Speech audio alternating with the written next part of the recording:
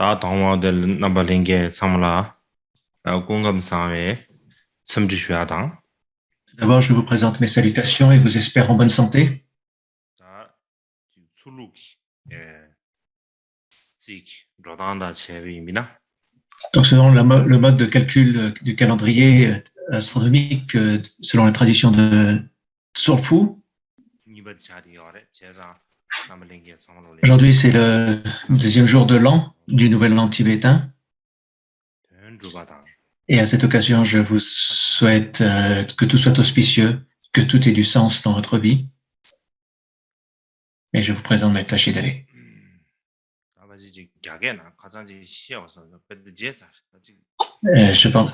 Je pensais dire quelques mots en chinois la dernière fois, mais j'ai oublié. Mais je vais donc m'exprimer un peu en chinois. 应该是前几天我应该要跟大家用中文来祝贺大家新年快乐，但是呢，我那时候就是脑子不转，所以呢，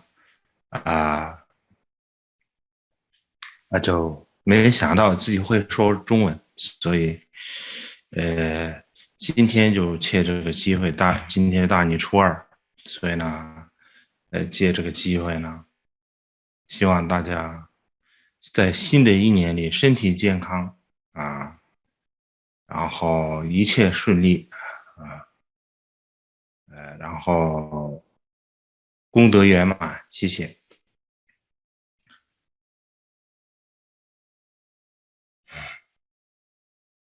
라서 다드네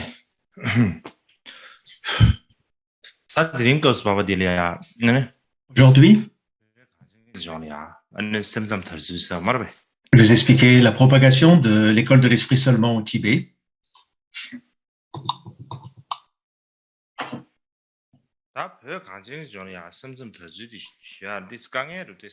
C'est un peu compliqué de parler de la propagation de l'esprit seulement au Tibet, parce que je n'ai pas trouvé aucune universitaire, aucune recherche qui ait été faite sur la propagation de l'esprit seulement au Tibet. Donc j'ai cherché dans beaucoup de textes.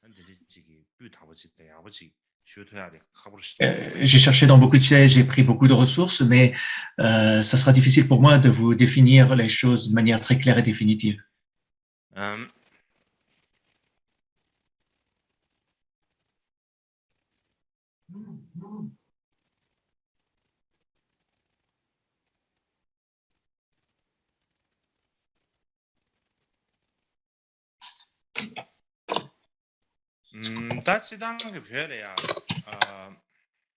De manière générale, au Tibet,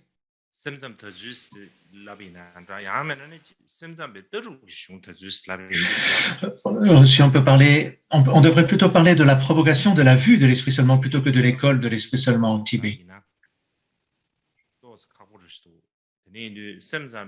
Si on parle de l'école, esprit seul, c'est un peu plus difficile, mais si on parle de la pensée ou de la vue et de la pratique de l'esprit seulement, je pense que c'est quelque chose de plus pertinent.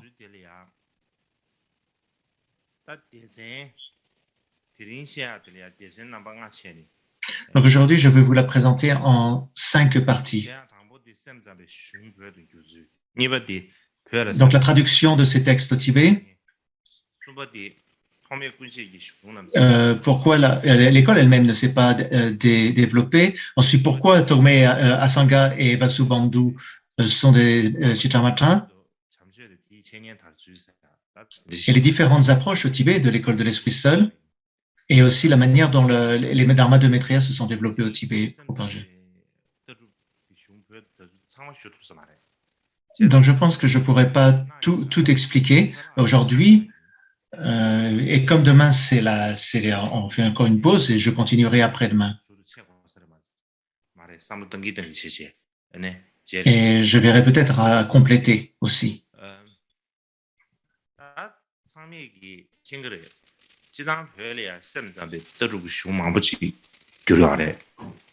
En général, de nombreux textes sur l'esprit seulement ont été traduits en tibétain. Et par rapport aux points, aux positions philosophiques de l'esprit seulement, il y a beaucoup d'études et de recherches qui existent. Cependant, au Tibet, depuis que le bouddhisme s'est répandu au Tibet jusqu'à maintenant, il n'y a pas eu d'école indépendante de l'esprit seulement.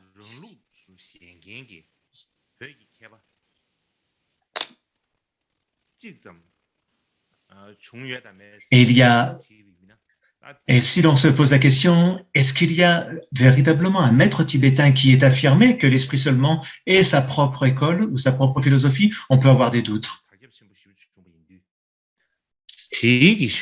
En particulier, dans la période de propagation ultérieure, l'école conséquentialiste de Chandrakirti s'est largement répandue. Et à cause de l'influence qu'avait cette école conséquentialiste de Chandrakirti et de l'empreinte qu'elle a laissée, les gens pensaient que l'esprit seulement était que la pensée ou que les positions de l'esprit seulement étaient l'adversaire, étaient une école qui ne s'accordait pas à la voie du milieu, au Madhyamika.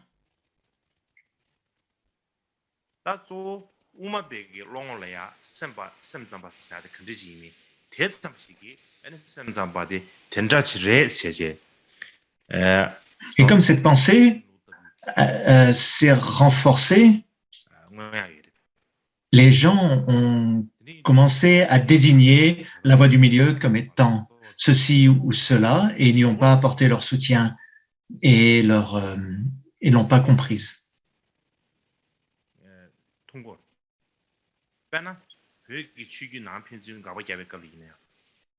Donc nous pensons principalement que la façon dont l'esprit seul semble être la voie du milieu et la façon dont l'esprit seulement, c'est plutôt une façon dictatoriale de voir les choses. C'est comme ça que l'on pense. Mais en réalité, c'est comme si les Tibétains n'avaient pas traité l'esprit seulement de manière équitable par rapport aux autres traditions. Par exemple, je vois comment dans les débats entre les différentes écoles, les Tibétains insistent sur les fautes des autres et expriment qu'ils n'ont pas de faute eux-mêmes.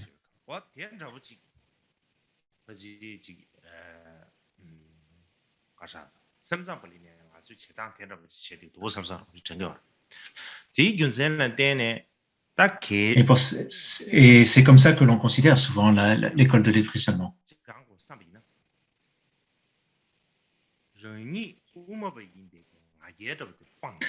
C'est pourquoi si nous voulons faire une véritable étude d'une philosophie telle que celle de l'esprit seulement, nous devons d'abord nous débarrasser de la prétention ou de l'orgueil d'être Madhyamika, d'être la voie du milieu, et penser que nous devons défendre l'esprit seulement. Peut-être que nous arriverons à la réfuter, peut-être que nous n'arriverons pas à la réfuter. Donc il nous faut faire avec un état d'esprit neutre, il nous faut aborder l'étude de l'esprit seulement. Et si nous recherchons à étudier de cette manière, nous comprendrons mieux et nous la comprendrons avec plus de détails.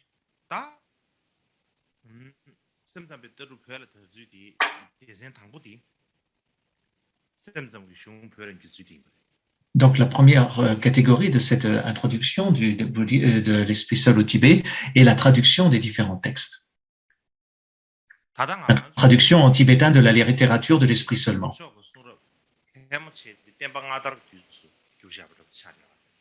Donc la plupart des textes et des sections de nos Kangyur et Tengyur en tibétain moderne ont été traduits pendant la période ancienne de la propagation du Dharma.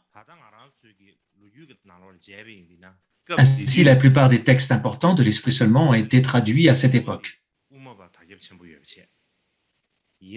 Et si nous regardons les histoires du bouddhisme au Tibet dont nous disposons encore à cette époque, la principale école qui s'est répandue au Tibet était la voie du milieu.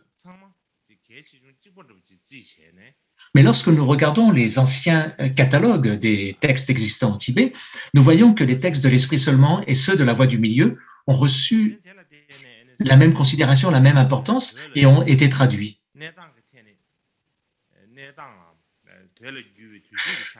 Pour cette raison, en raison de la situation de la traduction des textes de l'esprit seulement en tibétain, nous pouvons distinguer deux périodes. Donc, ceux qui sont traduits lors de la période ancienne de propagation du Dharma et ceux qui ont été traduits au cours de la période ultérieure de la propagation du Dharma.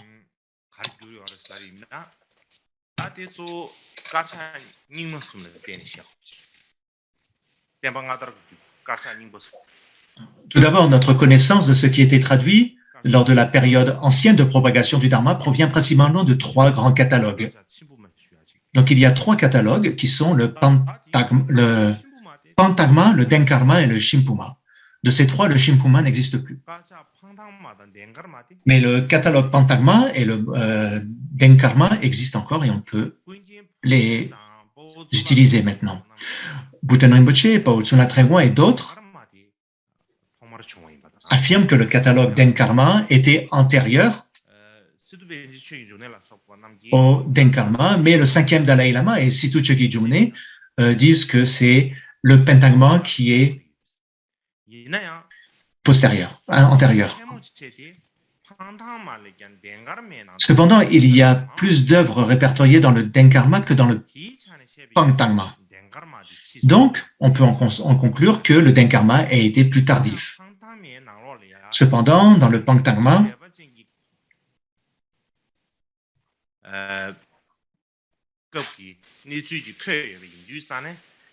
puisqu'il y a dans le Pantagma des références au règne de Tri-Rinpoche, on peut donc aussi penser que le catalogue Pentagma a été édité plus tard. Et par ailleurs, certains chercheurs modernes affirment que ces catalogues ont été préparés pour répertorier les textes présents dans chaque palais. Et ils n'ont pas été préparés comme des catalogues de tous les sutras et traités qui avaient été traduits. Dans tous les cas, les textes qui sont répertoriés dans le Pantagma le sont aussi dans le Denkarma. Mais il y a beaucoup dans le Denkarma de textes qui ne sont pas dans le Pantagma. Donc, si nous comparons en détail ces deux catalogues, dans le Pantagma, il y a plus de textes, de textes racines et de commentaires des traités sur l'esprit seulement. Alors que dans le Denkarma,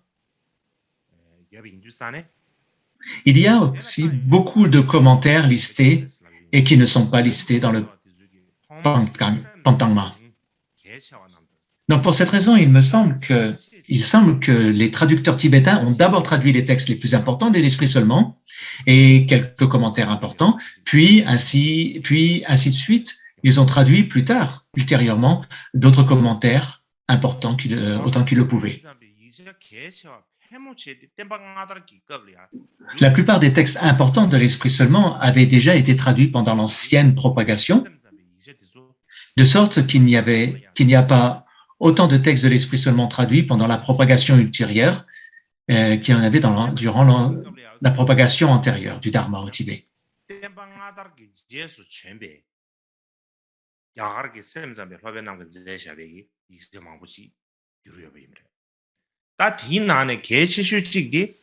Et le plus important, au cours de la dernière propagation, de nombreux ouvrages écrits par les maîtres indiens de l'esprit seulement apparus après l'ancienne propagation ont été traduits.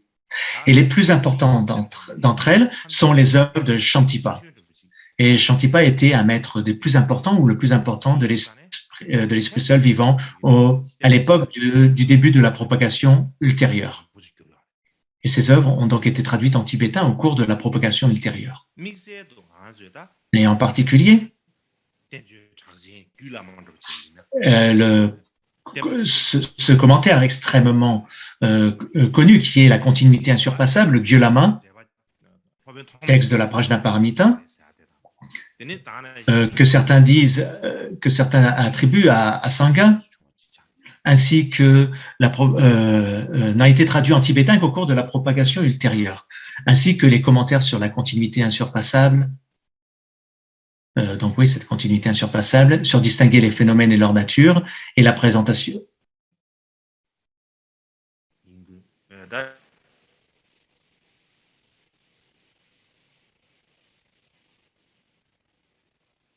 Ah. Est-ce que c'est moi qui ai un problème d'internet ou c'est Sasanté qui...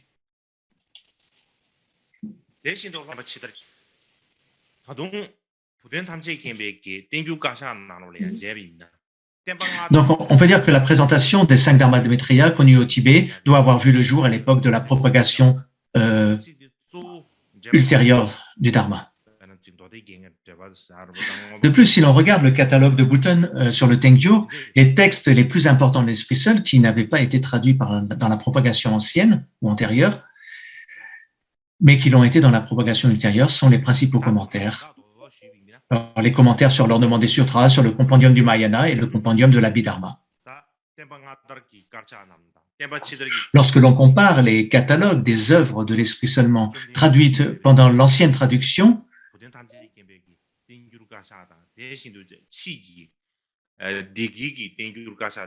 donc l'on regarde, quand on compare donc toutes ces œuvres, celles de Bhutton, etc.,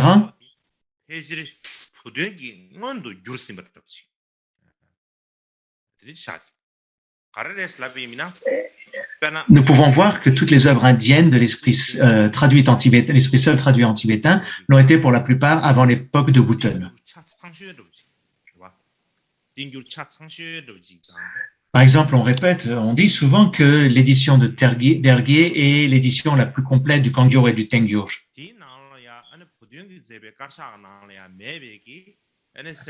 Mais nous ne pouvons voir qu'il n'y a pratiquement aucun texte qui ne figure pas dans le catalogue de Bhutton.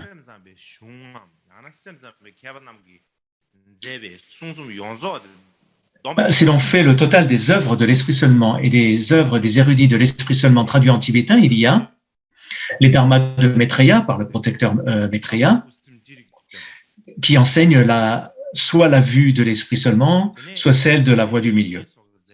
Ensuite, il y a les ouvrages d'Asanga et de Vasubandhu qui enseignent la philosophie de l'Esprit seulement, et les ouvrages sur la validité par Dignaga et Dharmakirti, et d'autres qui n'enseignent pas longuement la philosophie de l'Esprit seulement, mais dont la vue ultime est l'Esprit seulement. Car ils ont écrit par des maîtres de l'Esprit seulement. Des textes sur le mantra secret par les érudits de l'Esprit seulement tels que Bhavavadra et Chantrapita, il existe aussi. Et il y a aussi des commentaires sur les sutras de Vasubandhu et Chittiramati, et ainsi de suite.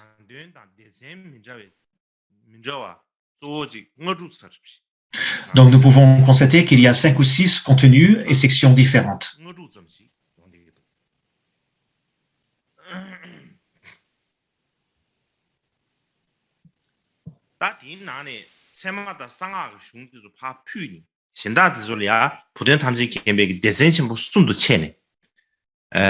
Ignorant les textes sur la validité, le mantra secret, Bhutton Rinpoche divise le reste en 3 catégories. Donc ceux qui enseignent la vue de l'Esprit seul, ceux qui enseignent la méditation de l'Esprit seul, et ceux qui enseignent principalement la conduite et les préceptes. Donc parmi ces termes, les dharmas de Maitreya, les niveaux de Yogacarya et les 8 traités de Vasubandhu sont des œuvres qui enseignent la vue de l'Esprit seulement. Et la lampe de l'Esprit stable d'Asanga, l'introduction au yoga de Dignaga, et ainsi de suite, sont des ouvrages qui enseignent la méditation. Et les 20 vœux de Chandragormi, et ainsi de suite, sont des ouvrages qui établissent la conduite. Et en outre, les commentaires tels que ceux de l'explication de l'intention, des 10 niveaux et du Vajra,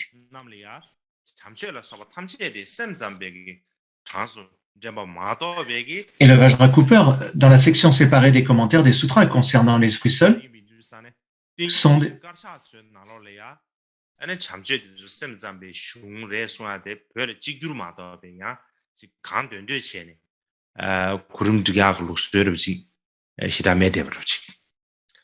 대한 루스트 대한 통마르 쇠 된게 너한테 부대 탐지 개배 때문에 좋은 면로 삼바르지 되지. Et je pense que cette première tradition à faire des différenciations entre Assis et Bouton qui a commencé. Ou alors peut-être que c'est lui qui l'a affiné.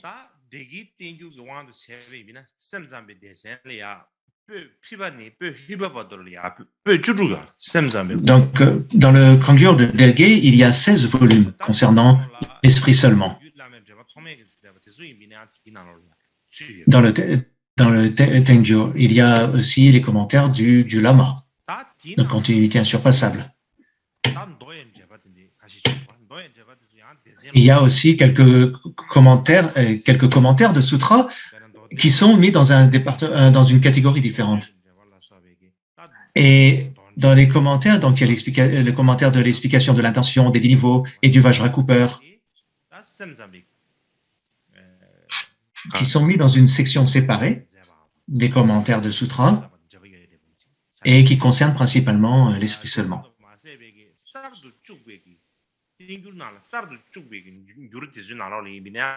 De plus, parmi les nouvelles traductions, y figure le résumé des 8000 lignes de Dignaga et le rosaire de lumière du vénérable Ashwabhava.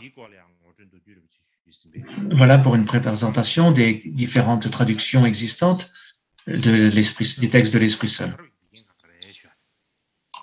En deuxième, quelles sont les circonstances qui ont fait que la philosophie de l'Esprit seulement ne s'est pas répandue au Tibet ou que l'école? Comme je l'ai expliqué, donc il y a beaucoup de ces textes qui ont été traduits en tibétain, mais est-ce qu'il y a une véritable école indépendante de l'Esprit seulement qui s'est répandue au Tibet? Pour ce qui est de l'ancienne période de propagation du Dharma, il est difficile de le dire catégoriquement s'il y en a eu une ou non, mais il semble que pour la période de la propagation ultérieure du Dharma, il n'y en a pratiquement aucune.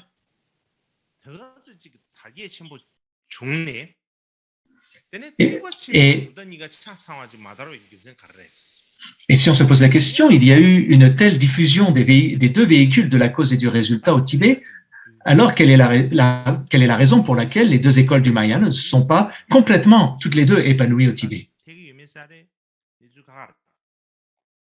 Je pense qu'il y a quelques conditions que je vais aborder maintenant. Est-ce que je suis correct ou pas? Je ne sais pas.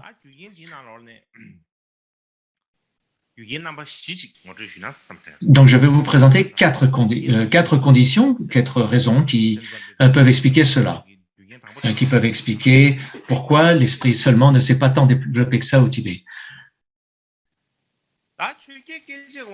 Donc, la première raison est qu'elles ne sont pas répandues à cause de l'ordre du roi du Dharma.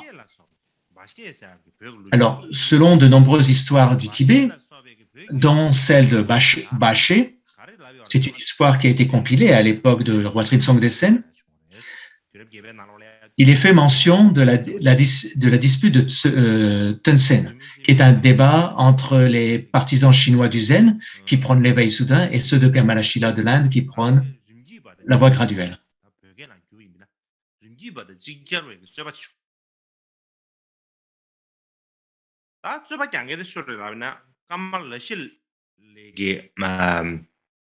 Donc ce débat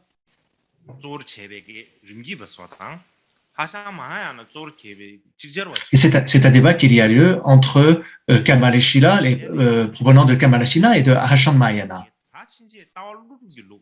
Et au 8e siècle, le roi Trisong Desen a décrété que dorénavant, il fallait suivre la tradition de Nagarjuna, du Madhyamika. Et donc, puisqu'il y a eu cet ordre du roi, l'école de l'esprit seulement ne s'est pas tant développée que ça au Tibet.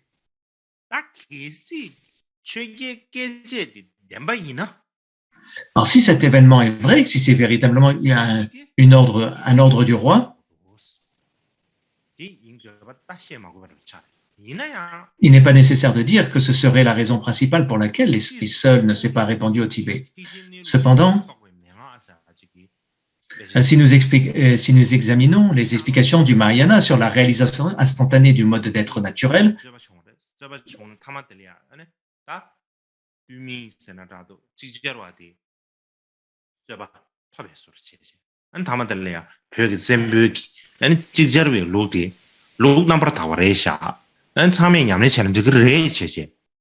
il semblerait, quand on regarde dans ce texte qui a été trouvé à Dunong à l'époque moderne, il semblerait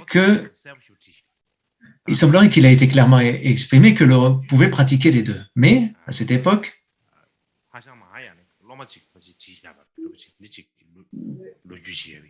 il y a une histoire qui est relatée d'un disciple de Ashang Mahayana.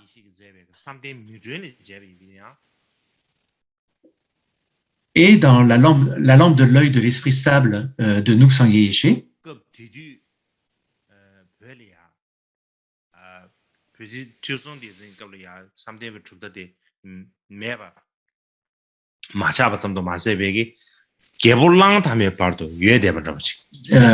on peut voir qu'à l'époque de Trisong Detsen, il n'y avait peut-être pas ces pratiquants, mais qu'il pouvait y en avoir jusqu'à l'époque de l'Andharma.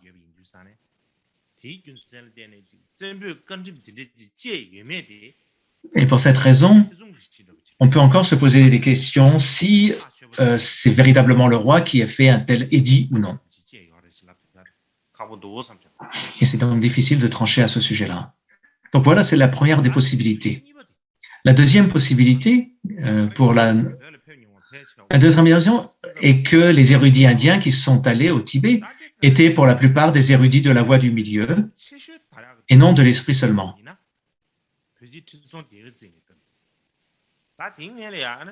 Et ils sont partis à l'époque, particulièrement à l'époque du roi Trisong Detsen.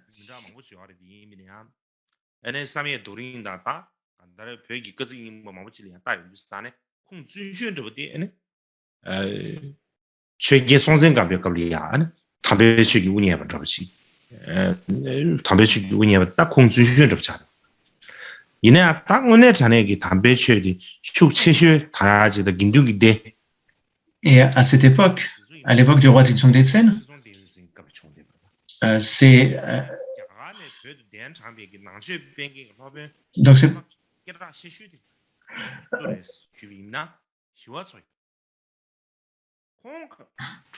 donc à l'époque de Trisong Detsen, le partisan le plus connu du bouddhisme au Tibet était Shankaracharya, qui avait été invité par le maître, par le roi du Tibet à venir enseigner le Tibet, et Shankaracharya était un maître autonomiste de la voie du milieu. Et la plupart des érudits indiens qui sont venus plus tard, comme Kamalashila, étaient également des maîtres de la voie du milieu.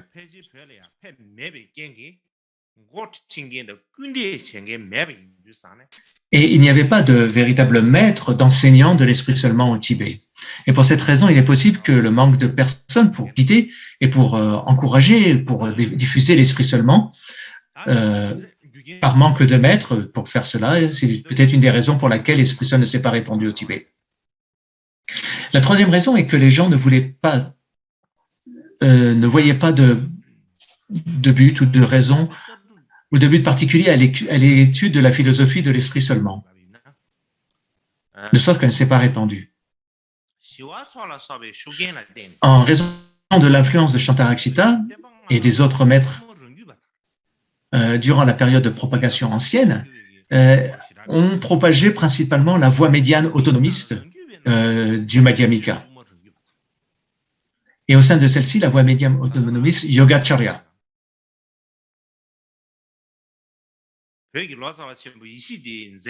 Dans les Tengyur, dans les distinctions de la vue de Yeshede dit, qu'on trouve dans le Tengyur, en se basant sur le traité Yogacharya d'Asanga expliquant la conscience seule, le Khenpo nommé Shantarakshita a écrit le traité de la voie du milieu, l'ornement de la voie du milieu, qui prouve, en harmonie avec cette tradition, que principalement, il y a la conscience seule.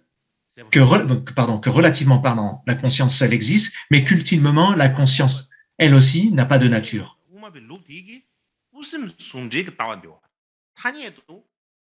Donc cela nous montre que cette tradition affirme une vue qui unit l'esprit seul et la voie du milieu. Donc si on l'étudie, on a une vue où il n'y a plus quand on étudie cette vue, il y a l'union de l'esprit seul et de la voie du milieu. Et donc, si on étudie cette voie-là, il n'y a pas besoin d'étudier la tradition de l'esprit seul séparément.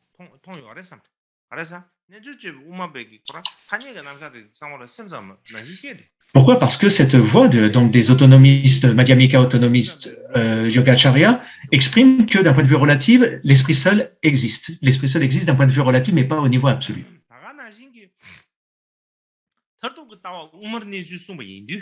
Mais que ce n'est pas la vue ultime.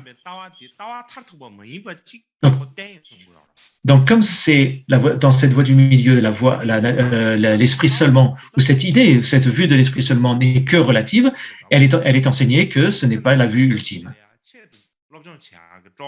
Et les Tibétains qui aiment les vues et les écoles les plus élevées n'étaient donc pas très enthousiastes à l'idée d'étudier spécifiquement la philosophie de l'esprit seulement.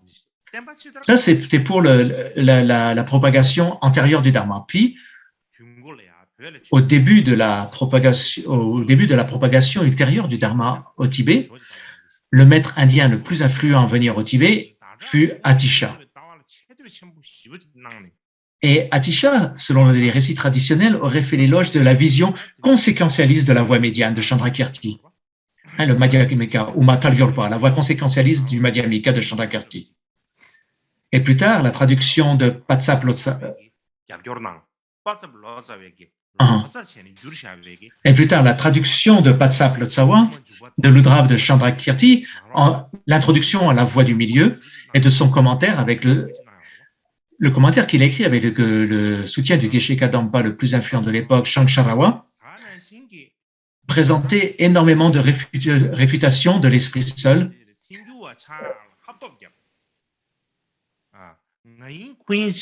dans tous ces textes. De sorte que toutes les traditions tibétaines se sont soudainement empressées à devenir, elles aussi, des Madhyamika ou de la voie du milieu conséquentialiste, tenant les paroles de Chandrakirti faisant autorité. Et c'est ainsi que la vue de l'esprit seulement a été considérée d'une manière encore pire qu'avant. Non seulement il ne la considérait plus pas comme précédemment, comme n'étant pas la vue la plus ultime, mais simplement que c'était une vue inférieure. La quatrième raison est que, bien que l'enseignement de l'étude des dharmas de Maitreya ait été florissant, c'était parce qu'ils avaient été écrits par Maitreya, et non parce qu'ils étaient la philosophie de l'esprit seulement. En fait, les Tibétains étaient très motivés pour étudier les dharmas de Maitreya. Mais pour eux, l'étude qu'ils ont faite des dharmas de Maitreya n'a pas aidé au développement de la philosophie de l'esprit seulement. Et en réalité, c'est le contraire qui s'est produit. Comme il est difficile de dire qu'il y a quelque chose d'illogique dans les œuvres de quelqu'un comme le régent Maitreya, ils ont fait tout ce qu'ils pouvaient pour expliquer les dharmas de Maitreya ou la pensée de Maitreya comme étant la voie du milieu. En général, dans la pensée des dharmas de Maitreya est profonde et en son sein, de nombreuses caractéristiques particulières de la pensée de l'esprit seul sont développées ensemble et ne sont pas extrêmement claires, ne sont pas présentées de manière distincte et claire. Donc on considère que c'est... Et du coup, au Tibet, tout le monde se disait, soit je suis un tenant de la voie du milieu autonomiste, ou alors la voie du milieu conséquentialiste, ou alors la voie du milieu vide d'autres. Mais il n'y avait pas cette volonté de véritablement comprendre la vue de l'esprit seul. Donc voilà pour les 4 raisons qui pourraient expliquer le fait que l'école en tant que telle de l'esprit seulement et que la vue ne s'est pas tant développée que ça au Tibet. Maintenant, quelles sont les raisons pour lesquelles la Sangha et Vasubandhu sont des tenants de l'esprit seulement? Plus tard, au Tibet, il y a eu des débats pour savoir si les idées ou le point de vue de la pensée de la Sangha et de Vasubandhu et de leurs suivants étaient une philosophie de l'esprit seulement ou non. Mais je pense que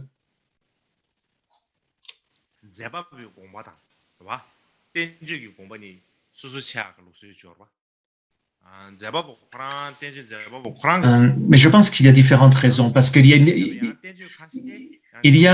une différence entre la pensée, la vue de l'auteur et la vue que l'auteur met dans un livre. Parce qu'il est possible qu'un auteur ayant une vue particulière, mais dans un but bien particulier, il écrive une vue qui n'est pas... il va présenter une autre vue dans un de ses écrits, dans un but bien précis. D'une manière générale,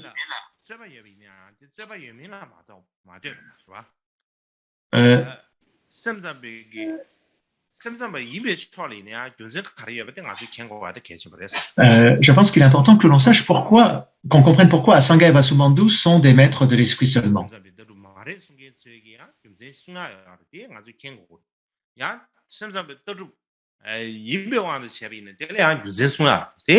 Donc, comprendre ce qu'ils disent, pourquoi ils ne le sont pas et pourquoi ils le sont.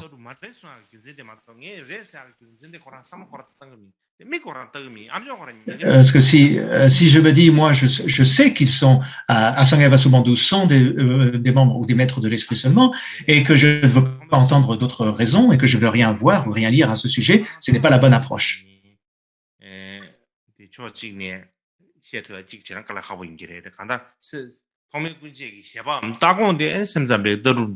Donc pouvoir dire que soit Asanga et Vasubandhu sont eux-mêmes vraiment l'esprit seulement ou pas, je ne sais pas, mais en tout cas leur vue et leur pensée, nous pouvons essayer de l'expliquer pourquoi elles correspondent à celles de l'esprit seulement. La première raison est qu'ils étaient connus pour en être ainsi en Inde. Lorsque Baba Viveka et Chandrakirti réfutent l'esprit seulement, ils citent les œuvres d'Asanga et de Vasubandhu, et ainsi de suite. Et Baba Viveka mentionne Asanga et Vasubandhu par leur nom. Et Chandrakirti mentionne effectivement Vasubandhu, Dignaga et Dharmapala et d'autres maîtres par leur nom dans son autocommentaire sur l'introduction à la voie médiane, en disant qu'ils n'avaient pas réalisé la vue de Nagarjuna. Donc on peut dire que c'était assez connu en Inde que Asanga et Vasubandhu étaient des maîtres de l'esprit seulement. Une deuxième raison, c'est que qu'ils étaient ainsi aussi connus en Chine. Par exemple, Tang Xunzang et d'autres qui sont allés en Inde sont partis pour apprendre en Chine, en Inde, l'esprit seulement.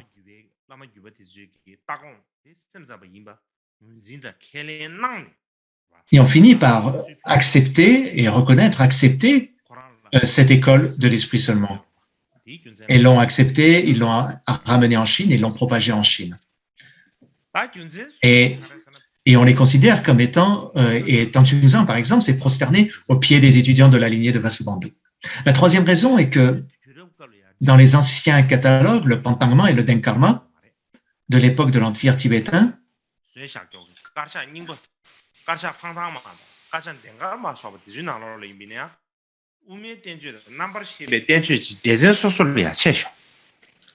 les traités sur l'esprit seulement et les esprits sur le Madhyamika étaient divisés dans des sections séparées. Et les Dharma de Maitreya, les niveaux de Yogacharya et des autres travaux d'Asanga de Vasubandhu et ainsi de suite, et des autres maîtres tenant de l'esprit seulement, ont été placés dans une section, la section qui correspond à la conscience, et non dans la section de la voie du milieu.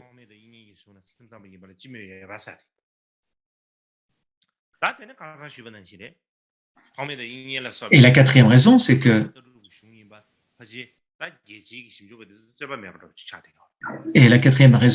d'après les résultats des recherches effectuées par les spécialistes internationaux contemporains, il est incontestable que les ouvrages écrits par Asanga et Vasubandhu et d'autres maîtres de l'esprit seulement sont des textes de la philosophie de l'esprit seulement. Ainsi, si nous voulons avoir une bonne compréhension de la philosophie de l'esprit seulement, nous devons d'abord identifier quels sont les textes correspondant à cet esprit seulement.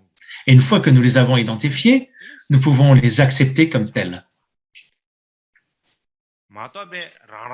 Si au contraire,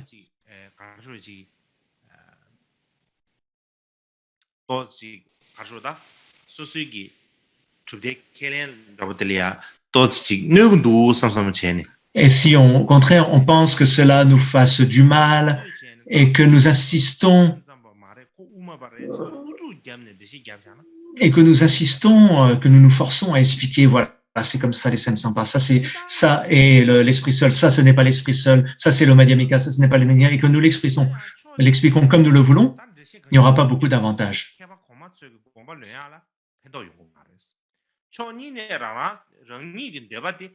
En général, quelle que soit l'explication que nous donnons, si c'est à partir de notre propre compréhension, de notre propre désir, cela n'apportera pas grand-chose pour comprendre les maîtres du passé. Et d'un autre côté, nos propres affirmations sont nos opinions individuelles. Et elles ne seraient pas quelque chose que les autres érudits et les autres écoles pourraient accepter, puisque ce sont nos compréhensions individuelles. Et en plus, il y a le risque, et le risque principal est d'aller à l'encontre de l'histoire factuelle. Si on crée notre propre compréhension et que l'on impose notre propre compréhension et que maintenant on la compare ensuite avec l'histoire factuelle du passé, on verra qu'il n'y a pas que ça ne s'accorde pas, et donc ça c'est un grand risque.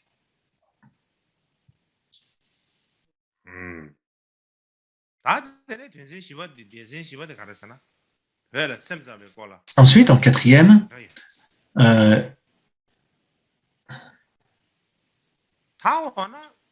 l'explication de l'esprit seulement au Tibet, ou la tradition de l'esprit seul au Tibet. Donc, n'y avait-il donc aucune discussion sur la philosophie de l'esprit seulement au Tibet? Non. Il y avait une discussion de l'esprit seulement au Tibet, sur l'esprit seulement au Tibet. Au Tibet, il y a 4 grandes écoles. La grande exposition, les sutras, l'esprit seulement et la voie du milieu. Et certains universitaires actuels ont des doutes sur cette différenciation au Tibet, en Inde, au début. Nous, on affirme que ces 4 écoles existaient en Inde.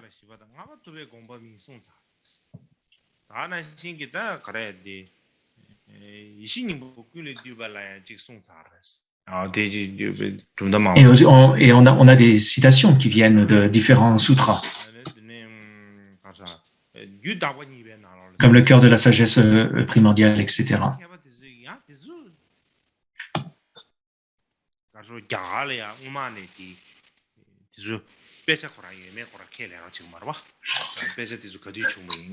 Et aussi,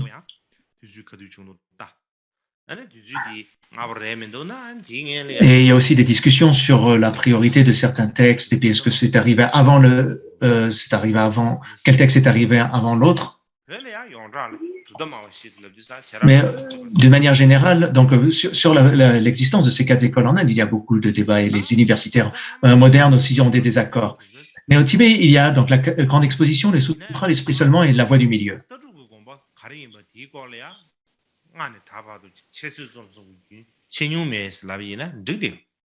Mais il n'y avait pas d'école indépendante des trois premières au Tibet.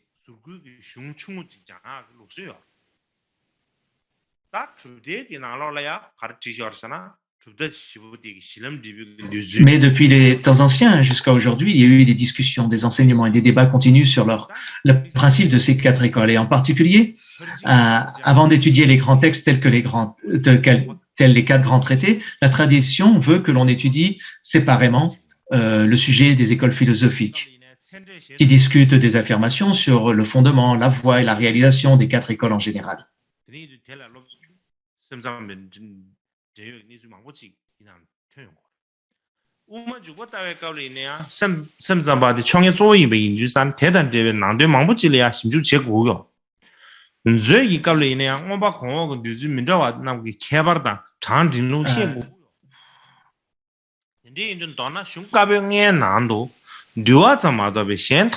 bref, dans les 5 grands textes, autres que dans le Vinaya, il y a de nombreux passages qui sont liés à l'esprit seulement. Ainsi, les érudits bouddhistes tibétains donnent leurs propres explications à leur sujet font des réfutations et des explications sans fin.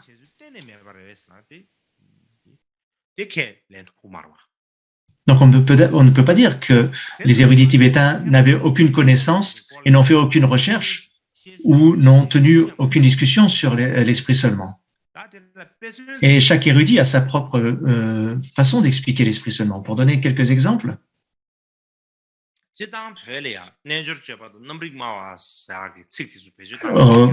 au Tibet, au lieu des termes Yogacharya et partisans de la conscience, Neljo Chopa dans Namrik Mawa, on les a appelés plutôt l'esprit seulement. Je ne peux pas l'affirmer, mais je pense que c'est dans les textes du Madhyamika que l'on parle de l'esprit seulement, plus particulièrement. Mais avant, lors de la première, dans une première diffusion du Dharma au Tibet, on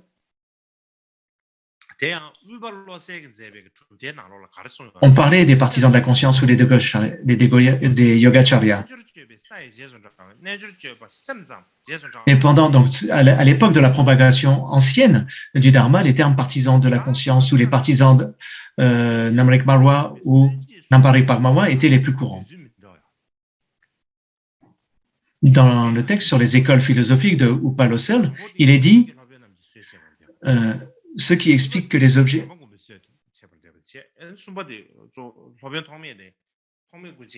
Au Tibet, il y avait 3 affirmations sur l'identité du fondateur de l'esprit seulement. Le fondateur de l'esprit seulement était des maîtres antérieurs, en deuxième qui s'était fondé par Maitreya, et en troisième qu'il a été principalement fondé par Asanga et Vasubandhu. L'affirmation selon laquelle il a été fondé par des maîtres antérieurs provient de Jonang Taranatha et de ses successeurs.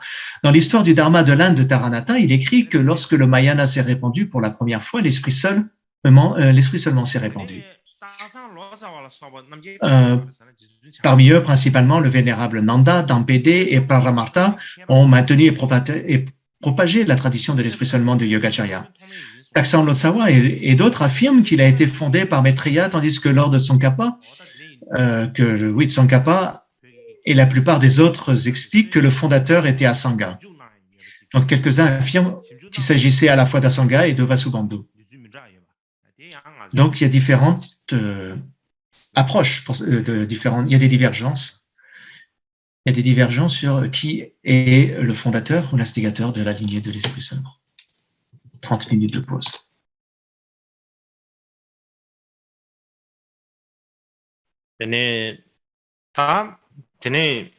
가르사리 샘zam베게 꼴이야 시스 베기 개발주 시스 그래 여기 배수좀 쉬어하지 배수좀 쉬하게 최시주지 쟤는 다디 나라는 되게 쉬번한 신 샘zam베 순지 그인 꼴이야 안 Je vais vous expliquer la différence entre les deux formes, les deux écoles, les deux sous-écoles de l'esprit seul. Donc c'est la différence entre l'école de l'esprit seul, apparence véridique et apparence trompeuse.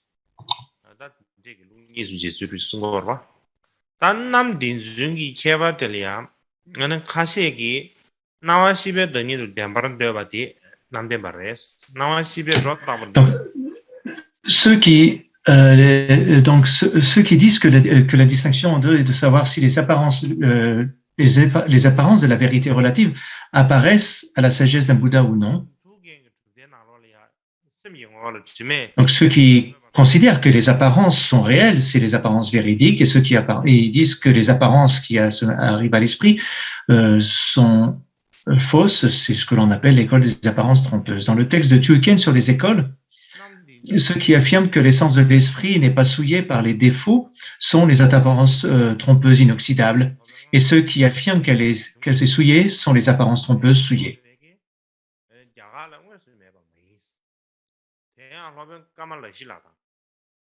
En général, les termes apparence véridique et apparence trompeuse, comme je l'ai décrit l'autre jour, n'apparaissent pas dans les explications des maîtres antérieurs, notamment Asanga et Vasubandhu, mais ils ne sont pas complètement absents de l'Inde, car ils ont effectivement été utilisés par Kamalashila et l'ancien Bodhidharma. Donc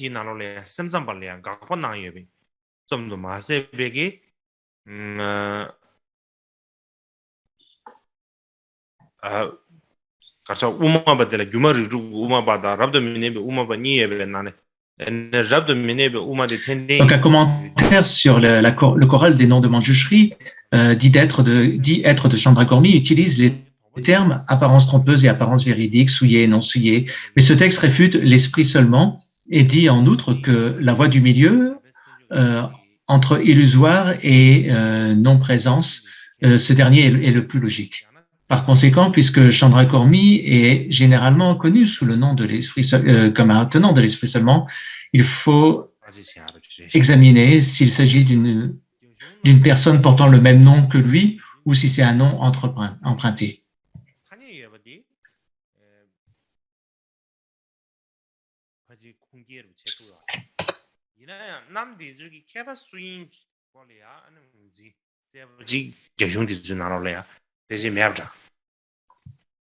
Donc ainsi, dans les textes anciens, il n'y a pas d'identification claire en ce qui est l'esprit seul, apparence véridique et apparence trompeuse.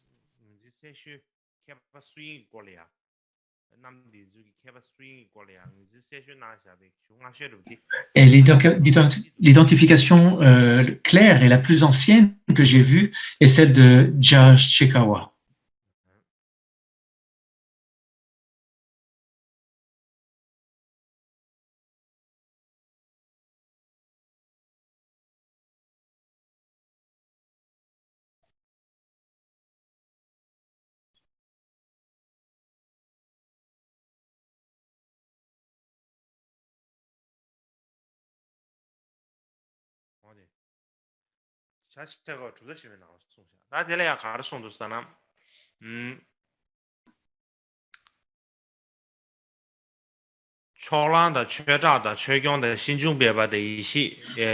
Dans son texte sur les écoles, il dit que l'école de l'apparence véridique était celle de Dignadaya, Dharmakirti, Dharmapala, Prajnankaragupa et Janamitra.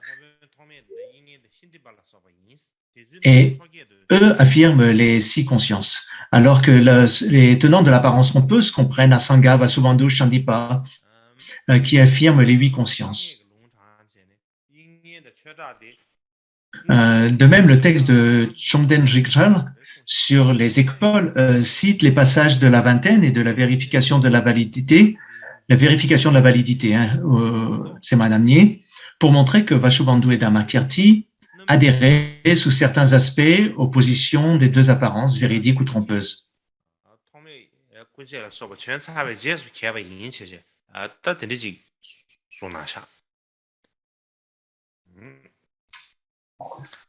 양 남된 발에야 양 공아 체세 받아 송진 찬양 받아 나서 님이 발라서 받은 저기 송기 여와 체수지 여러 봐 다들 개박 가시에게 지 베베 사소레스 아 야갈 진짜 연 말에 치지 다 진짜 순이지 연이도 와. Donc le point de vue de l'apparence véridique est aussi parfois divisé en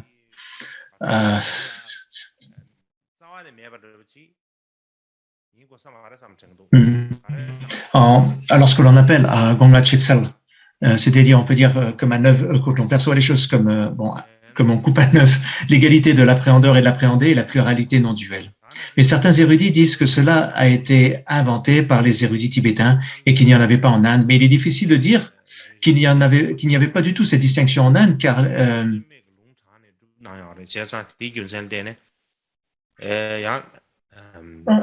les 3 sont enseignés dans l'ornement de la voie du milieu de Shantaraksita. C'est pour ça que c'est difficile de dire qu'il n'y avait pas cette distinction en Inde.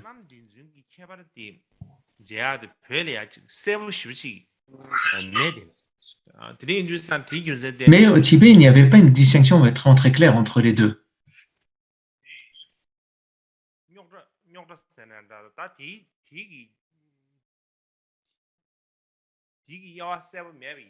Et donc, puisqu'il n'y avait pas une distinction bien claire,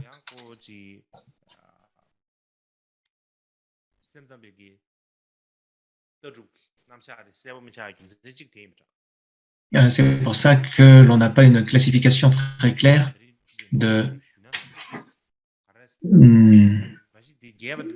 ces deux sous-écoles.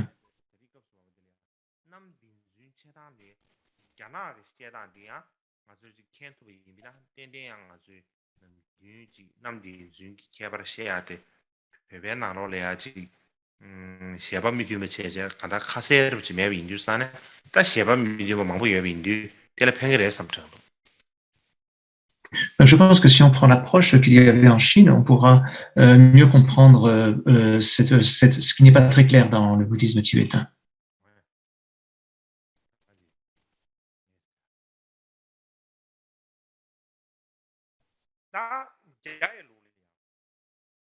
Donc, en Chine,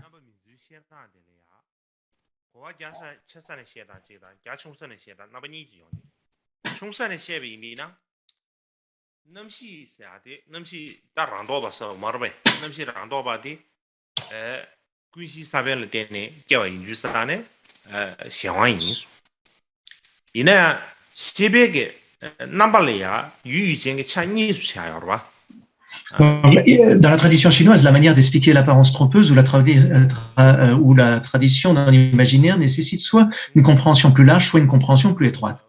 La voie étroite est que la conscience surgit à cause des graines dans la conscience universelle et elle est donc dépendante. Et l'image cognitive a deux parties, le sujet et l'objet, et ces deux sont l'appréhendé et l'appréhendeur.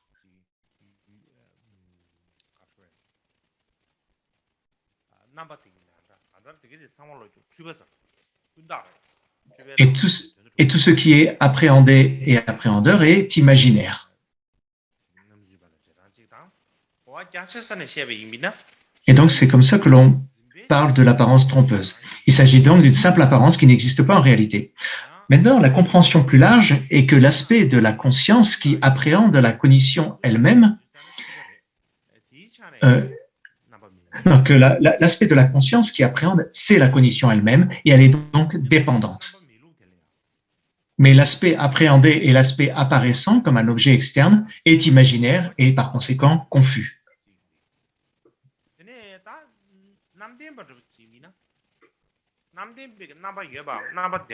Par contre, la façon de décrire l'apparence véridique est que les aspects subjectifs et objectifs, ou l'objet et le sujet de l'esprit sont tous les deux dépendants.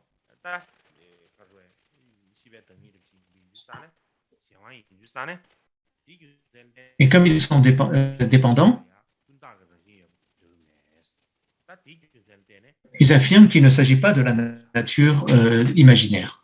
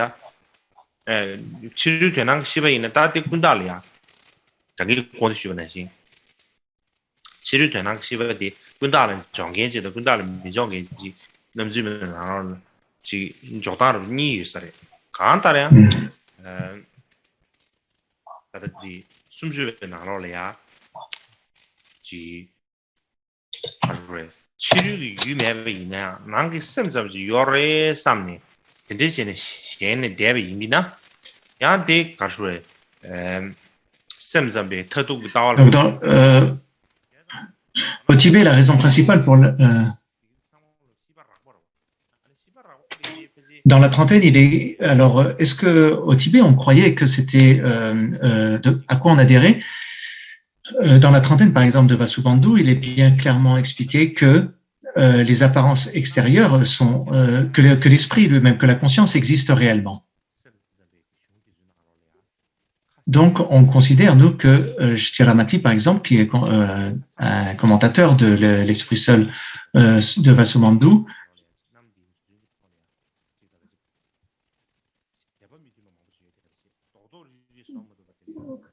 mais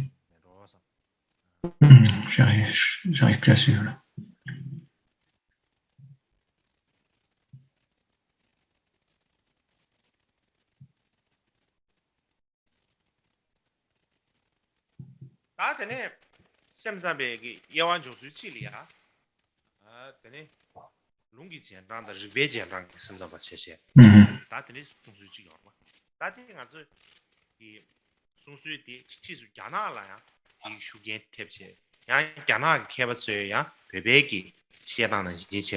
Donc au Tibet, une façon bien connue de diviser l'esprit seul était de distinguer les adeptes des Écritures et les adeptes de la logique.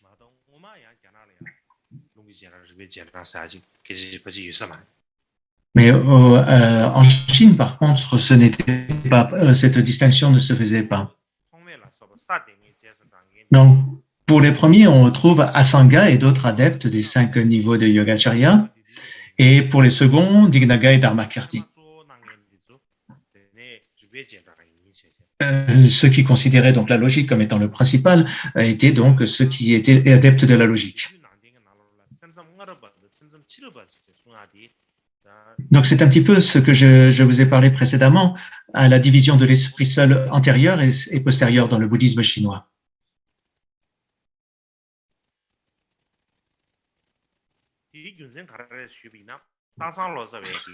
Et une des raisons de cette division est que Taksang Losawa a dit que Dignaga et ses disciples n'acceptaient pas la conscience universelle et ainsi de suite. Et ils n'ont donc pas affirmé, ils n'ont donc affirmé que 6 consciences. Ceci est bien connu, mais la conscience universelle est pourtant enseignée dans le voyage de Lanka et dans le sutra explication de la pensée. Donc dans les ouvrages de Dignaga et de Dharmakirti,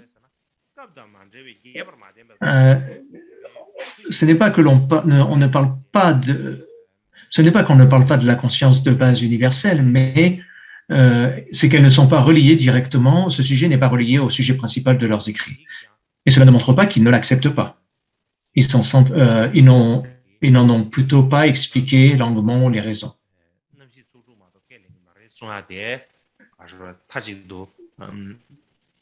Donc, d'une certaine manière, affirmer qu'ils ne s'accordent qu'à 6 consciences, ce n'est pas forcément exact.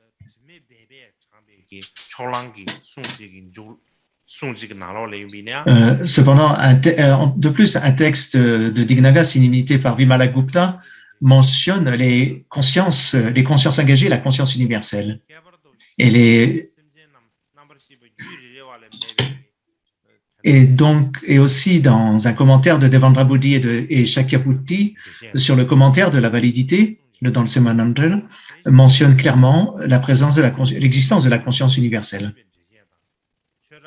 En particulier, Shakyamuni explique que la signification des êtres sensibles ayant chacun un continuum individuel de conscience fait référence à la conscience de maturation, c'est-à-dire la conscience universelle. Et le commentaire de Vinatadeva sur la vingtaine de Savasambandhu et le commentaire de Dharmakirti sur la preuve des autres continuums enseignent clairement la conscience universelle et ses empreintes, et les empreintes. Et en bref, au sein même des 7 textes sur la validité, les Tsemadedun, les commentaires de Dharmakirti et de ses partisans, il y en a qui mentionnent la conscience universelle. Conscience universelle, hein, c'est la conscience vaste de tout, ou alors la laya.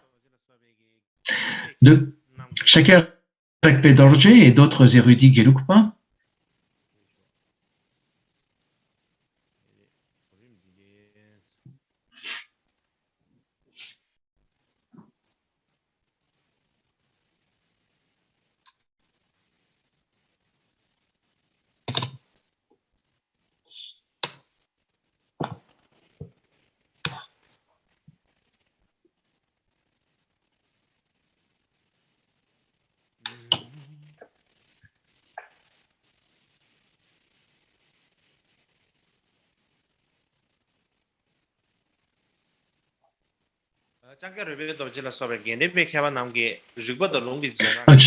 Sheger Pedoche et d'autres Geluk disent que les adeptes des Écritures et de la logique ont des positions de l'apparence véritable, véridique, et de l'apparence trompeuse. Ils ne sont donc pas catégoriquement dans un sens ou dans l'autre. Pour illustrer cela, avec un texte dans le commentaire sur la validité, Devandrabhuti et Sakyabhuti l'expliquent comme étant l'apparence véritable et Prajnakaragupta l'explique comme étant l'apparence trompeuse. Et à l'intérieur de cela, il y a l'inoxydable, l'apparence trompeuse inoxydable. Donc il y a différentes approches pour d'explication pour rapport au même texte. Et le maître Dharmotara Chochok l'explique comme étant l'apparence trompeuse souillée.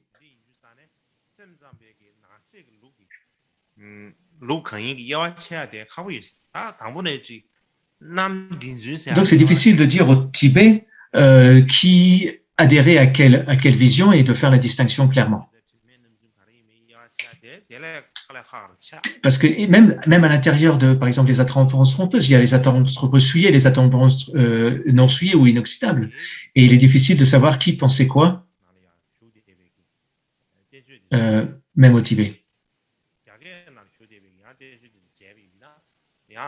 Donc si l'on regarde un peu dans les textes chinois, c'est un peu plus clair, oui.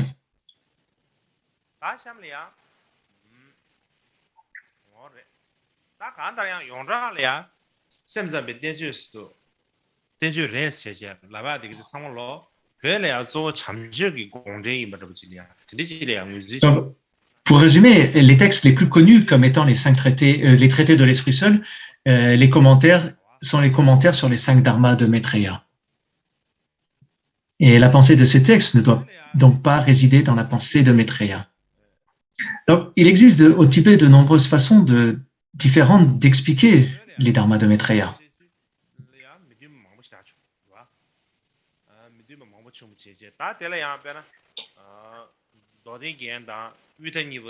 Il y a ceux qui affirment que l'ornement des sutras et la distinction du milieu des extrêmes sont l'esprit seulement, alors que la continuité insurpassable, le gyolama et l'ornement de les réalisations manifestes, le nantogen, sont la voie du milieu, le madhyamika.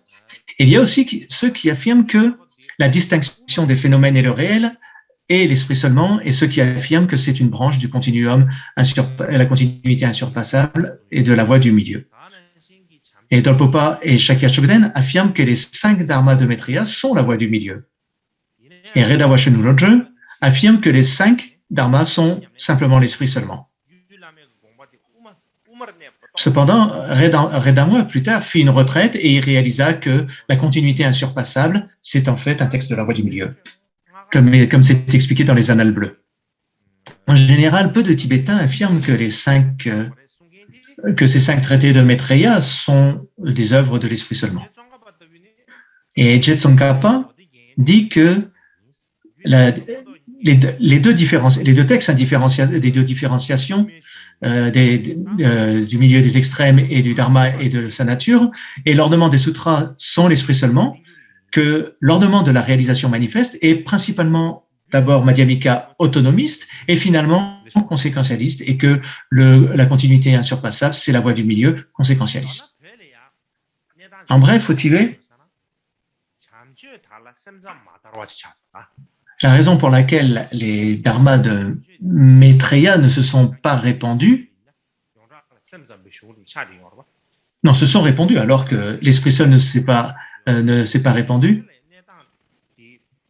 La raison pour laquelle les 5 dharmas de Maitreya se sont très répandus alors que les enseignements de l'esprit seul ne se sont pas répandus, c'est qu'elle a été décidée définitivement que leur explication était de l'esprit seul ou de la voie,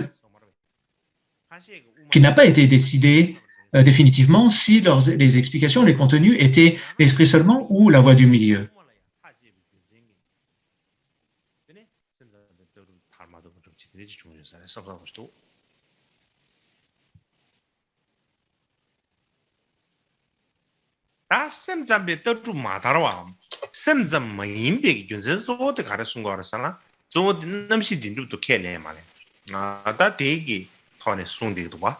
De plus, la raison pour laquelle ils ne sont pas l'esprit seul, c'est qu'ils affirment que la conscience existe, qu'ils sont l'esprit seul, c'est qu'ils expriment que la conscience existe réellement.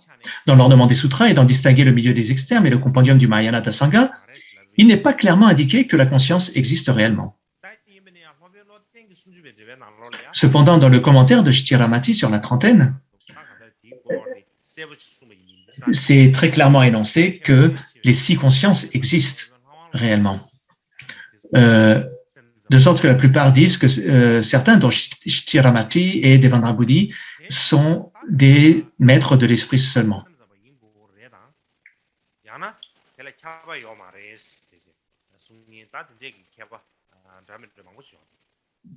De même, il y a ceux qui disent que si nous affirmons que l'apparence sont l'esprit, nous devons simplement être un maître de l'esprit seulement.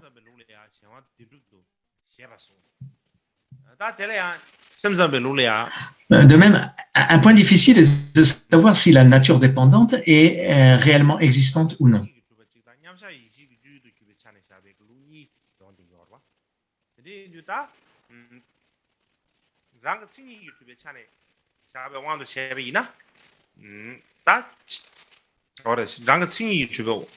Donc, dans l'école de l'esprit seul, pour l'existence ultime, il y a 2 traditions.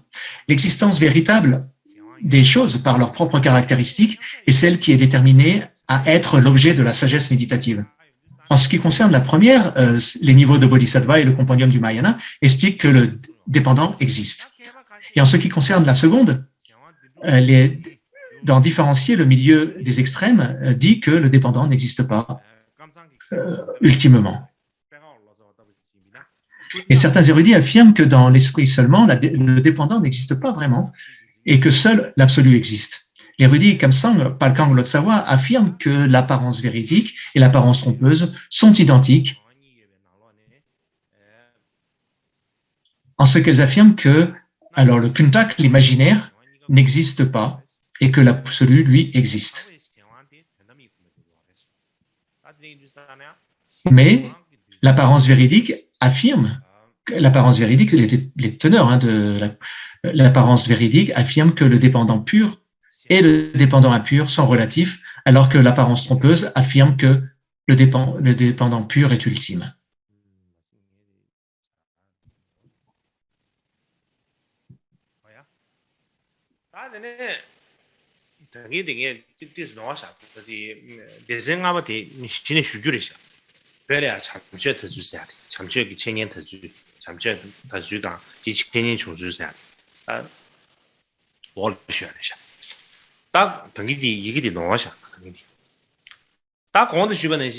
Maintenant, je vais vous présenter la diffusion des Dharma de Maitreya au Tibet. Alors, comme je l'ai expliqué, au Tibet, les Dharmas de Maitreya se sont répandus, mais pas l'esprit seulement, ou bien la philosophie de l'esprit seulement s'est répandue sous une forme liée au Dharma de Maitreya, mais pas en tant que véritable école autonome de l'esprit seulement. Donc maintenant, je voudrais parler en général de la façon dont les Dharmas de Maitreya se sont répandus au Tibet.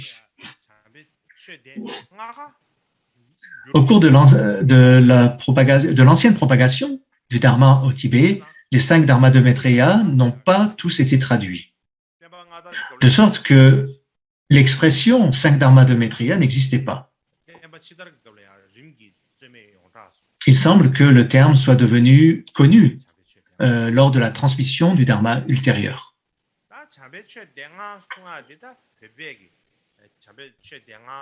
Donc les 5 Dharmas de Maitreya au Tibet sont l'ornement de la réalisation manifeste, l'ornement des sutras, la différenciation du milieu des extrêmes, la différenciation des phénomènes et du réel, et la continuité insurpassable. Le 3e Karmapa, Ranjung Dorje, notant que les dharmas de Maitreya, autres que l'ornement de la réalisation manifeste, n'ont pas d'hommage d'ouverture et qu'à l'exception de la continuité insurpassable, ils n'ont pas de dédicace, il affirme qu'ils étaient les différentes sections d'un seul ouvrage. Donc c'était un seul ouvrage en 5 grandes parties, puisque l'hommage se trouve à la tête du premier ouvrage et la dédicace se trouve à la fin du dernier. Donc Sakya Chokdendik a affirmé que l'hommage de l'ornement de la réalisation manifeste est l'hommage propre à cet ouvrage et que la dédicace de la continuité insurpassable est la dédicace de cette œuvre seule. Et certains érudits Gelugpa ont soulevé la question suivante. Mais si c'était le cas, étant donné que les 32 marques et autres, que les 32 marques sont enseignées à la fois dans l'ornement de la réalisation manifeste et dans la continuité insurpassable, ça ferait redondance. Donc pour expliquer que ce n'est pas un seul texte. Quoi qu'il en soit, parmi eux, l'ornement de la réalisation manifeste, l'ornement des sutras, la différenciation du milieu et des extrêmes ont été traduits au cours de l'ancienne transmission et sont mentionnés dans les anciens catalogues. Tandis que la différenciation des phénomènes et de leur nature et la continuité insurpassable n'apparaissent pas dans les anciens catalogues. Selon les annales bleues de Gelotsawa Shenupel, la différenciation des phénomènes et de leur nature et la continuité insurpassable n'étaient pas connues au Tibet et ne l'étaient pas non plus en Inde.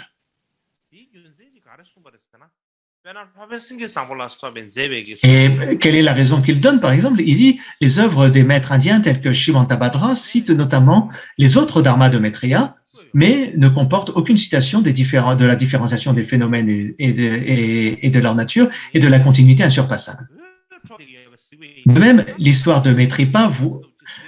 il y a l'histoire de Maitripa qui, voyant une lumière dorée sortir d'un stupa et trouvant les textes de ces ouvrages, montre que ces deux ouvrages étaient très rares en Inde. Mais il est difficile de dire qu'ils étaient complètement inexistants en Inde.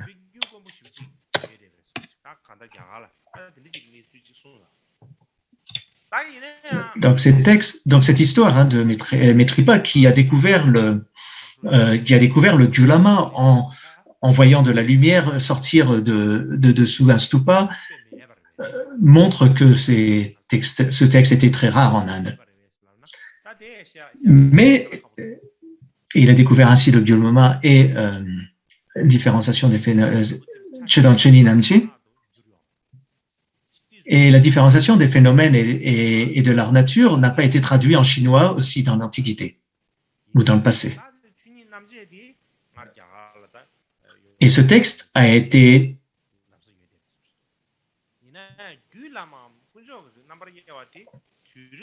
traduit qu'au XXe siècle.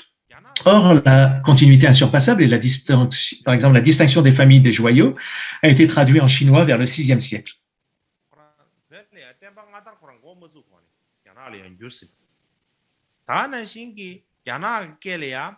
야나 가르친 거 알았잖아.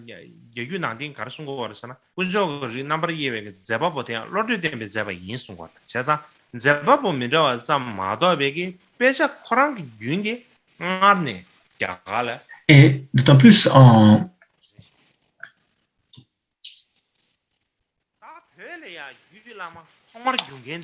Et la première traduction de la continuité insurpassable au Tibet a été réalisée par Atisha et Naxo Lotsawa. Atisha faisait le rôle du pandita et Naxo Lotsawa le rôle du traducteur. Par la suite, la traduction la plus répandue et la plus célèbre a été celle de Ngor Lotsawa, le Denchara.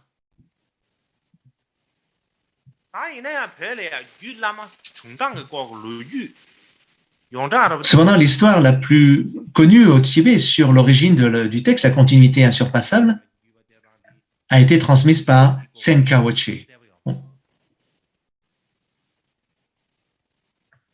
Et tout n'est pas très clair sur la transmission par Atisha et Ngor Lotsawa.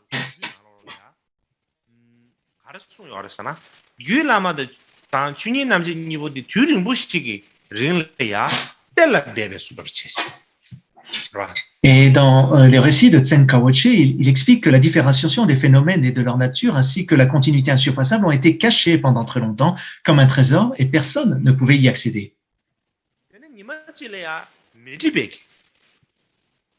Un jour, Maitripa vit une lumière dorée briller d'un stupa et en se demandant qu'est-ce qu'il y avait sous ce stupa, il a creusé et il a sorti ces deux textes. Donc la continuité insurpassable et différencier les phénomènes et leur nature.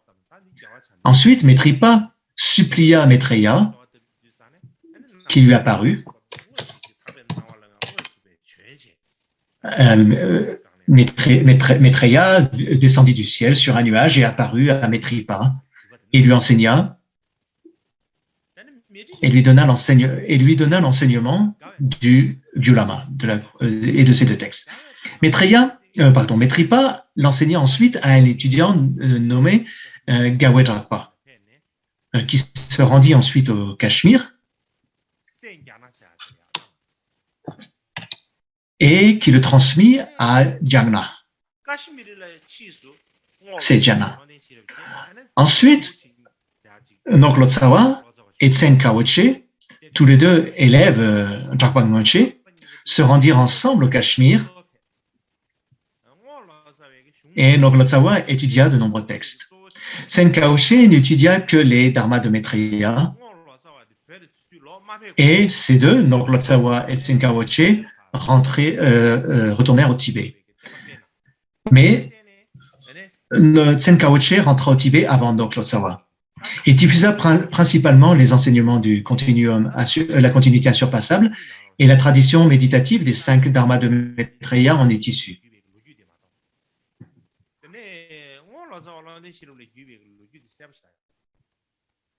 Mais on connaît bien donc l'histoire de Tsen Kawoche, mais pas trop celle de Nok Lotsawa. Donc plus tard, Nok Lotsawa traduit également la continuité insurpassable et la différenciation des phénomènes et de leur nature.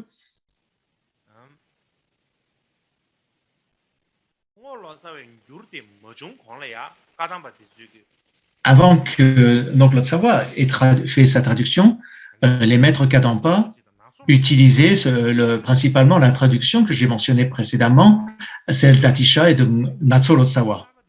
Mais plus tard, lorsque Lotsawa fit sa traduction, les gens ont préféré la traduction de Lotsawa. Et même, il est dit que Sharawa, le Geshe Sharawa, a critiqué ses étudiants en leur disant qu'ils avaient perdu leur mérite en lisant cette nouvelle traduction de Lotsawa. Il leur demandait, il est réprimandé lorsqu'il préférait ou qu'il lisait la traduction de Nok Lotsawa.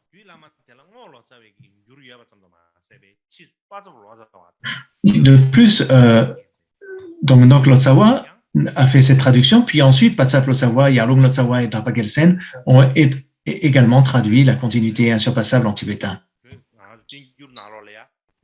Et actuellement, au Tibet,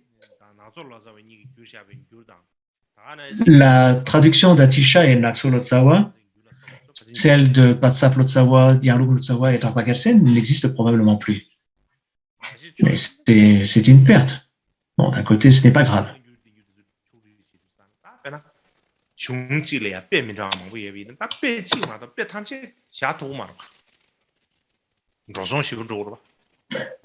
Parce que peut-être que s'il y a trop de versions du même texte, c'est difficile de tous les publier en même temps parce que cela demanderait beaucoup de papier et que ça aurait de grandes dépenses. De nos jours, avec la nouvelle technologie, il n'y aurait pas de problème. Il n'y aurait pas de problème d'ajouter les différentes. Il n'y aurait pas de problème à ajouter des différentes versions, différentes traductions du même texte et même de les imprimer.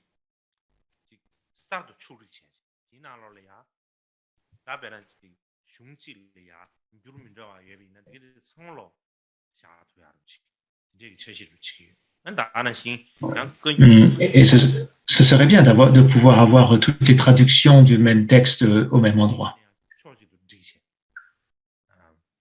Et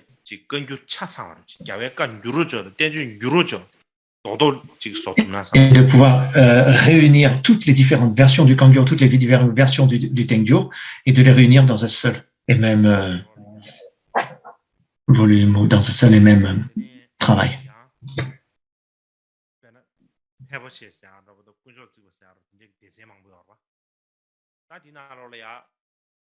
Dans le Kangyur, donc il y a des différentes Really, yeah. Duba chimbi desade, desin surdu suena. Une chen duba chimbi desade, yanko peba china desin jire. Duba chimbi ki degi nangi dosen dinde 그게 난 규리야. 이내 duba chimbi desade desin sona tumdo ba. 드린 유한테 duba chimbi desade desin 사도 수하라 서 근데 가사 스타브지处理제고 알아보지 차린 거. 애야 다는 신기 되게 나로냐 뭐 유럽에 Et donc, on pourrait rajouter une catégorie aussi, et aussi rajouter des textes qui n'ont pas encore été traduits en tibétain, qui existent encore en sanskrit, en pali et en chinois. Et je pense que ce serait bien de les traduire et de les ajouter. Et j'espère pouvoir plus tard organiser cela et organiser des comités de traducteurs, de pouvoir les sponsoriser, afin qu'ils puissent faire ces traductions.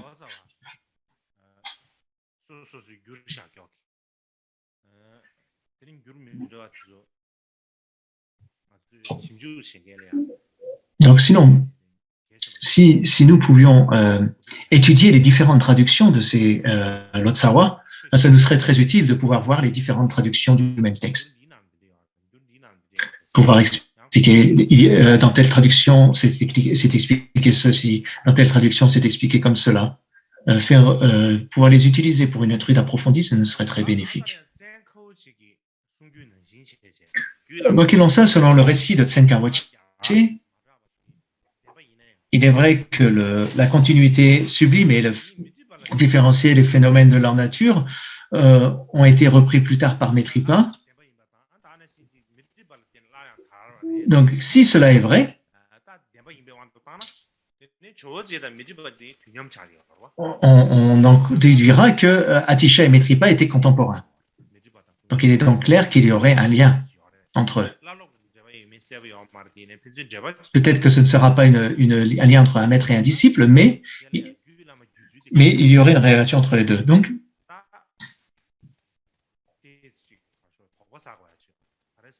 mais il n'était pas clair comment Metripa aurait transmis à Atisha ces textes.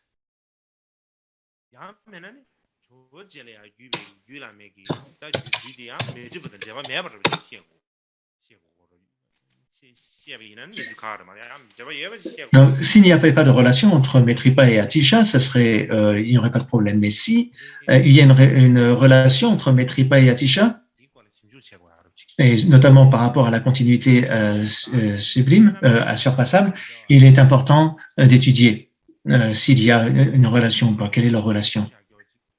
Donc, de même, pour différencier les phénomènes de leur nature, elle a deux traductions. Traduction d'Atisha et traduction de Ngatso Losawa. La traduction d'Atisha et de Ngatso Losawa est en prose et celle en vers est connue. Pardon. Il y a deux traductions, une par Atisha et Ngatso Losawa qui est en prose et une qui est en vers et qui est très connue et qui est traduite par Shama Losawa Sengye Gelsen.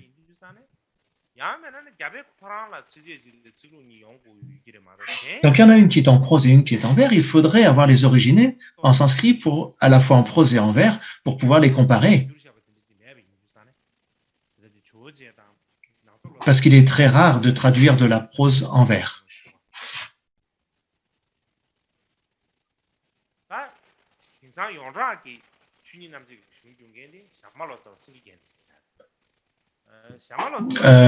De nos jours, on considère comme le traducteur de différenciation des phénomènes et de leur nature comme étant Shama Losawa.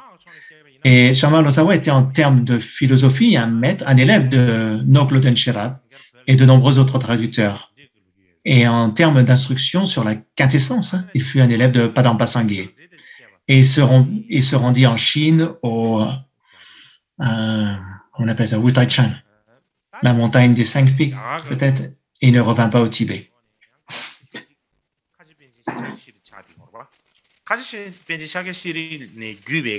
Et le compendium de la validité de Tignaga et son autocommentaire ont tous deux été traduits par ce même traducteur. Parmi les maîtres indiens qui se rendirent au Tibet, le Pandita Shakashri du Cachemire enseigna également les instructions sacrées sur les 5 dharmas. Mais cette tradition s'est perdue. Donc, au Tibet,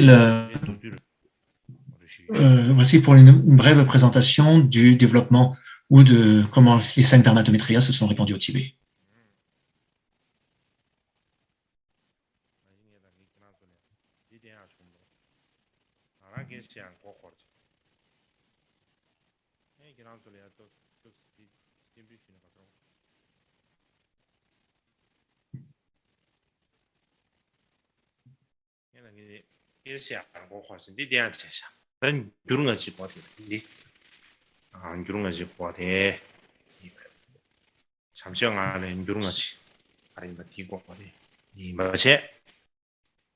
Je vous ai parlé des traductions anciennes et des traductions récentes des 5 dharmas de Maitreya. Et je pense que ce sera suffisant pour aujourd'hui. Donc, je n'ai rien à rajouter. Demain, c'est aussi un break. Et après-demain,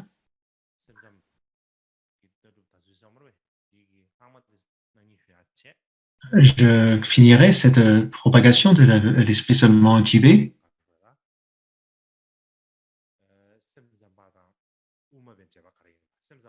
Et je vous parlerai de la différence entre l'esprit seul, le Madhyamika, entre l'esprit seul et la nature de Bouddha.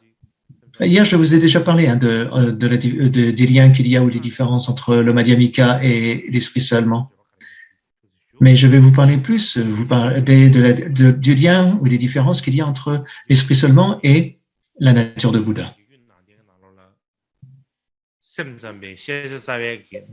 Dans le canon chinois,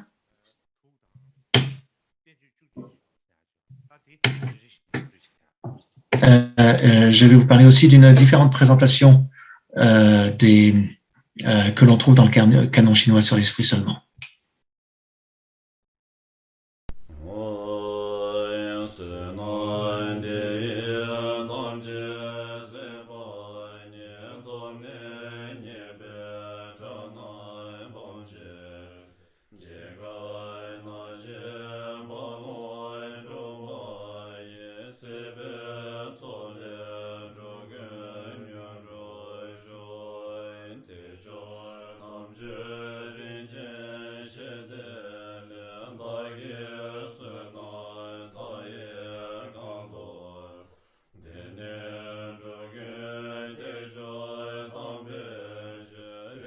Joy,